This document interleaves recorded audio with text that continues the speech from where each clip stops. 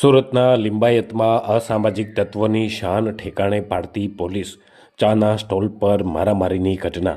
ગરીબ દરબાર ચાની હોટલ પર મારામારી સર્જાઈ હતી.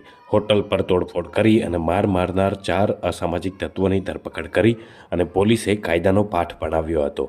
વાયરલ વિડીયો બાદ પોલીસે ઇમરાન ઉર્ફે પપ્પુ, રાજબર અલી શેખ, રિઝવાન રજબર અલી શેખ તેમજ મૌ મનીષ વઝમ શેખ તેમજ કુરખાન ઉલુ શેખની ધરપકડ કરી હતી અને ચારેયને પોલીસે વરઘોડો કાઢ્યો હતો.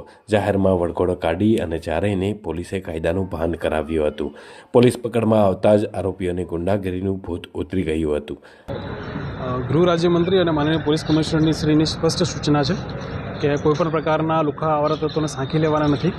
28 તારીખના રોજ એક વિડીયો વાયરલ થઈ રહ્યો હતો, જેમાં દેખવા મળી રહ્યું હતું કે 4 આવારા તત્વો એક ચાની લારી પર જઈને માથાકૂટ કરી રહ્યા હતા.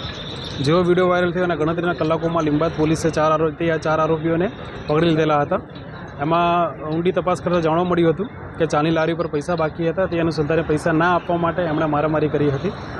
આજરોજ તેમના રિમાન્ડ દરમિયાન 4 આરોપીઓને મદીના મસ્જિદ વિસ્તારમાં લઈ જઈને તે જ જગ્યા ઉપર આરોપીઓનું રિકન્સ્ટ્રક્શન પંચનામું કરવામાં આવ્યું હતું અને પબ્લિકનો ભારે સપોર્ટ જોવા મળ્યો હતો.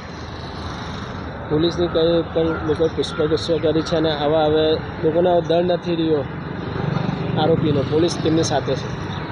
હાજી બિલકુલ. આજે જે પ્રમાણે રિકન્સ્ટ્રક્શન પંચનામામાં જે પબ્લિકનો સપોર્ટ રહ્યો તેમાંથી સ્પષ્ટ જણાઈ આવતું હતું કે પબ્લિક પોલીસની સાથે છે અને પબ્લિકને એટલું મનમાં છે જ કે કોઈપણ પ્રકારના ગુના અટકશે અને કોઈપણ પ્રકારનો ગુનો થશે તો પોલીસ એને તરત ડિટેક્ટ કરી લેશે.